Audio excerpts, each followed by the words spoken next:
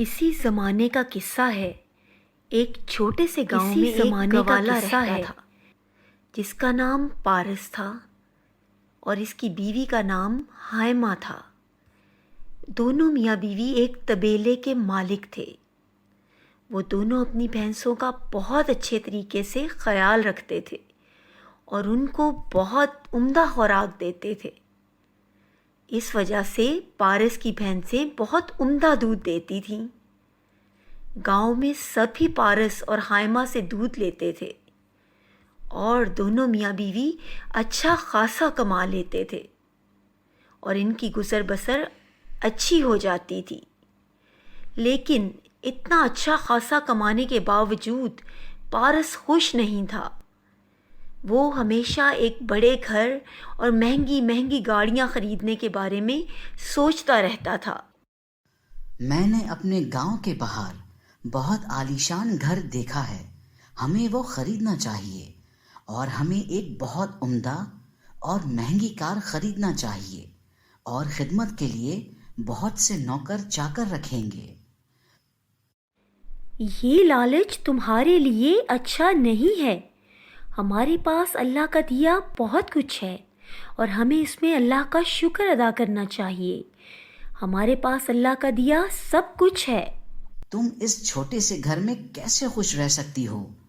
اور اس طبیلے میں ان بھینسوں کی بدبو مجھ سے برداشت نہیں ہوتی۔ پر ہمارا یہی تو روزگار ہے۔ زیادہ عرصہ نہیں رہے گا، بہت جلد میں اس گاؤں کا سب سے دولت مند شخص بنوں گا۔ پارس جب بھی دودھ بیچنے جاتا، گاؤں والے اس کے دودھ کی تعریف کرتے۔ پارس، تمہارا دودھ بہت خالص اور صحت مند ہوتا ہے۔ تم ضرور اپنی بھینسوں کی بہت اچھی دیکھ بھال کرتے ہوگے اور ان کو بہترین غذا دیتے ہوگے۔ ہاں، میں کرتا ہوں ان کی بہت اچھی دیکھ بھال، پر اب نہیں۔ میں ایک بار دولت مند ہو جاؤں تو ان سب کو بیچ دوں گا۔ مجھے اپنے گھر میں ان کی بدبو پسند نہیں۔ پر وہ بھینسیں ہی تو تمہارا روزگار ہیں، تمہیں ان سے محبت کرنی چاہیے۔ تمہیں اپنے کام سے لگن اور محبت ہونی چاہیے۔ میں بھی انڈے بیچتا ہوں اور ان میں بھی بدبو ہوتی ہے، مگر مجھے اپنے کام سے کوئی شکایت نہیں اور مجھے اپنے کام سے محبت ہے۔ تو پھر خیر، انڈے بیچنا ہی شاید تمہاری تقدیر ہے، پر میری تقدیر میں اور اہم کام باقی ہیں۔ مہنگی چیزیں خریدنا، مہنگا لباس اور مہنگا گھر میری تقدیر ہے۔ یہ لالچ تمہیں کہیں کا نہیں چھوڑے گا میرے بھائی۔ یہ بات تم جتنی جلدی سمجھ لو گے تمہارے لیے اتنا ہی بہتر ہوگا۔ او چلو، میں نے پہلے ہی اپنا وقت یہاں برباد کر دیا۔ اب میں جاتا ہوں۔ ان بدبودار انڈوں کا کاروبار تمہیں ہی مبارک ہو۔ پارس کو جلدی تھی دولت مند بننے کی۔ وہ اکثر دولت مند بننے کے بارے میں ہی سوچتا رہتا تھا۔ بس اتنا ہی؟ یہ بہت کم ہے۔ مجھے اور زیادہ دودھ بیچنا ہوگا اور اس کا کوئی نہ کوئی تو راستہ ہوگا۔ میری تمام بھینسیں تندرست اور توانا ہیں۔ میں ان کو اور زیادہ دودھ دینے پر مجبور نہیں کر سکتا، ورنہ ان کی صحت خراب ہو جائے گی۔ اور اس سے بڑھ کر ایک مسئلہ یہ بھی ہے کہ اگر مجھے زیادہ دودھ حاصل ہو بھی جائے تو یہ ایک چھوٹا سا گاؤں ہے کہ اگر مجھے زیادہ دودھ حاصل ہو بھی جائے تو میں اسے بیچوں کیسے؟ ارے ہاں، میں پڑوس کے گاؤں میں جا کر اپنا دودھ بیچ سکتا ہوں۔ وہ ایک بڑا گاؤں ہے، وہاں بہت سے لوگ رہتے ہیں۔ مگر پھر مجھے اور بھینسیں خریدنی پڑیں گی، جس کے لیے میرے پاس اس وقت رقم نہیں ہے۔ نہیں، مجھے کچھ کرنا ہوگا۔ مجھے تو دولت مند بننا ہے، مجھے بڑا گھر لینا ہے، بڑی گاڑی لینی ہے۔ مجھے کچھ تو کرنا ہوگا، مجھے دودھ کی مقدار بڑھانی ہوگی۔ جب وہ اپنے گھر کی طرف روانہ ہوا تو اس نے دریا پر پہنچ کے سوچا، کیوں نہ میں دودھ میں پانی ملا دوں۔ اس طرح مجھے نئی بھینس بھی نہیں خریدنی پڑے گی اور دودھ کی مقدار بھی بڑھ جائے گی۔ اور میں پڑوس کے گاؤں میں بھی دودھ بیچ سکوں گا۔ اوہ، یہ بہترین ترکیب میرے ذہن میں آئی ہے۔ اس طرح کسی کو پتہ بھی نہیں چلے گا کہ میں نے دودھ میں پانی ملایا ہے اور میں زیادہ منافع بھی کما لوں گا۔ اور اس نے اگلے دن جب دودھ بیچنے کے لیے نکلا تو تمام بوتلوں میں آدھا دودھ بھرا اور آدھی بوتل خالی رہنے دی۔ پھر وہ دریا پر گیا اور اس نے بوتلوں میں پانی ملا دیا۔ پھر وہ گاؤں میں گیا اور اس نے سب کو وہ دودھ بیچ دیا۔ پانی ملانے کی وجہ سے آج اس کے پاس بہت سا دودھ بچ گیا، جسے پھر اس نے پڑوس کے گاؤں میں بیچ دیا۔ اس رات پارس بہت خوش تھا۔ اگر میں یہی کرتا رہا تو میں بہت جلد دولت مند بن جاؤں گا۔ پھر اسی طرح دن گزرتے گئے اور پارس ایک دولت مند شخص بن گیا۔ اس نے اپنے لیے ایک عالی شان گھر اور ایک گاڑی خریدی اور اب وہ عمدہ لباس پہننے لگا۔ اب اس کا کاروبار بڑھنے لگا۔ اسے ملاوٹ کی اتنی عادت پڑی کہ اس نے دودھ کی مانگ بڑھنے کے باوجود نئی بھینس لینے کے لیے سوچا تک نہیں، بلکہ اس نے پانی کی مقدار کو اور بڑھا دیا، جس کی وجہ سے اس کے دودھ کا معیار اور گرتا گیا اور لوگ اس سے اس کے دودھ کے بارے میں شکایت کرنے لگے۔ گاؤں والے اس کے گھر کے باہر جمع ہو گئے اور اس سے شکایت کرنے لگے۔ پارس، ہمیں تم سے تمہارے دودھ کے بارے میں شکایت ہے۔ اب تمہارا دودھ بالکل پانی کی طرح ہوتا ہے اور اب اس کا ذائقہ بھی وہ نہیں رہا، اور تمہارے دودھ کو پی کر ہمارے بچے بھی بیمار ہو رہے ہیں۔